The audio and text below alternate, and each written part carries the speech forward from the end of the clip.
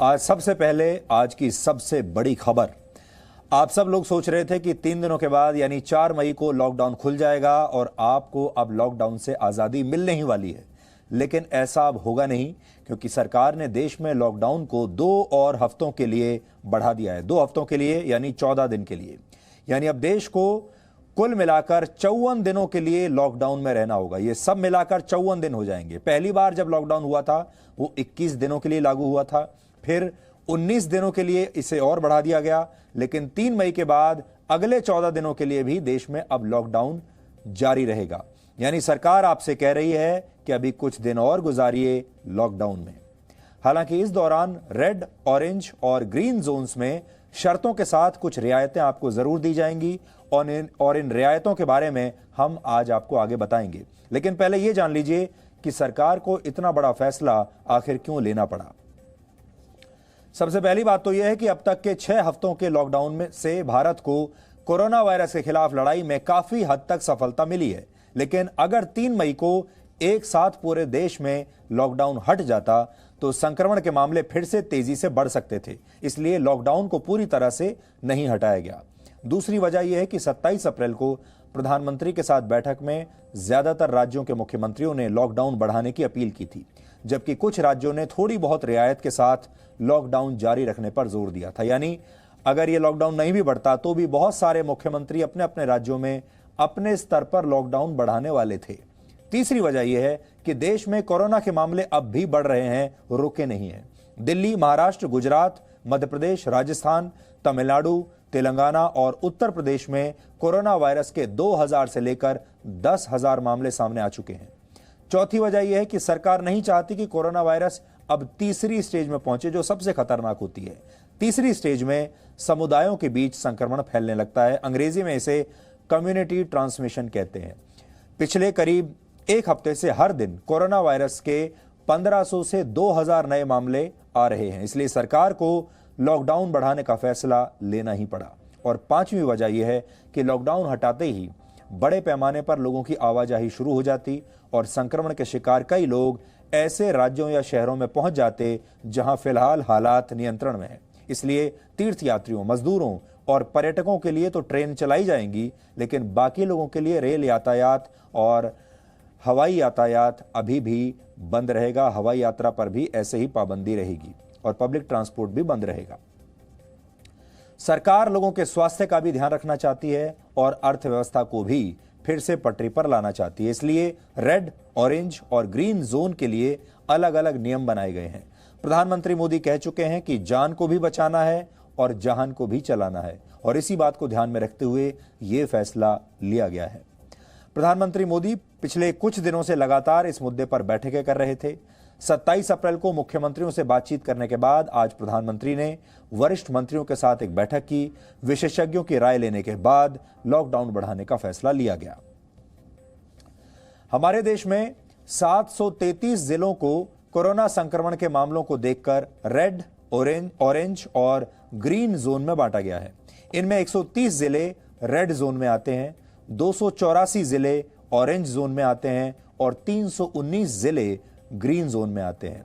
Green zone का मतलब है जहां पिछले 21 दिन में कोई नया केस नहीं आया है।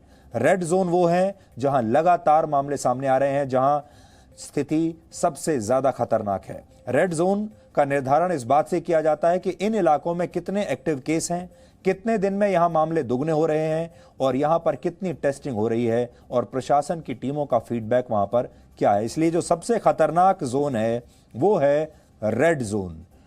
रेड जोन का मतलब है यह खतरे का प्रतीक है।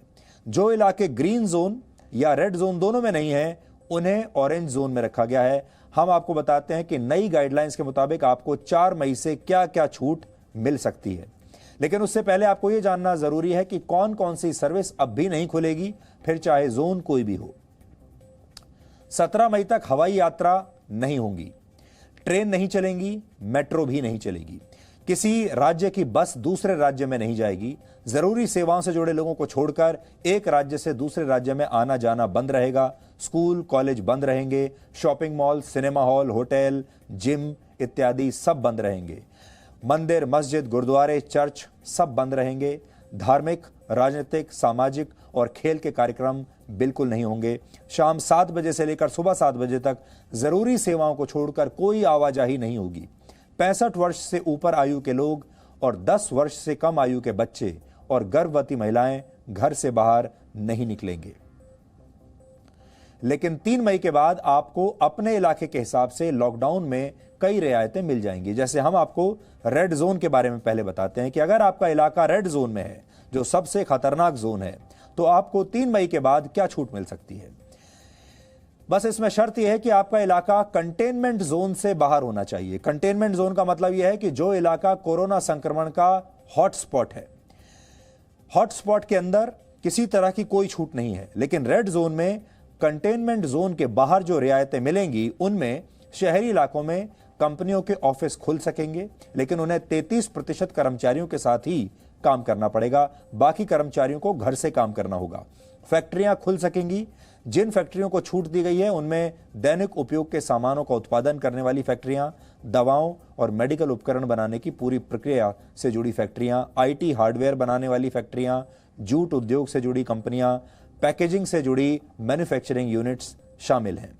शहरी इलाकों में निर्माण कार्य भी शुरू हो सकेंगे, लेकिन ये वहीं पर होगा जहां पर निर्माण कार्य की जगह पर मजदूर उपलब्ध हैं, यानी जहां पर कंस्ट्रक्शन के लिए मजदूर उपलब्ध हैं, क्योंकि बाहर से मजदूर लाने की इजाजत नहीं है। शॉपिंग मॉल्स, बाजार और मार्केट कॉम्प्लेक्सेस बंद रहेंगे, लेकिन शहरी इलाकों में मोहल्ले और कॉलोनी की जो दुकानें हैं, स्टैंड अलोन जो शॉप्स होती हैं, जो अकेली होती हैं दुकानें, वो खुली रहेंगी। रेजिडेंशियल कॉम्प्लेक्सेस में हर तरह की दुकानें खुल सकेंगी, फिर चाहे वो दैनिक उपयोग के लिए जरूरी सामानों की दुकानें हो या फिर गैर जरूरी सामान की दुकान हो। लेकिन अभी गृह मंत्रालय ने स्पष्ट किया है कि गैर जरूरी सामान की दुकानों में शराब की दुकानें रेड जोन में नहीं खुलेंगी।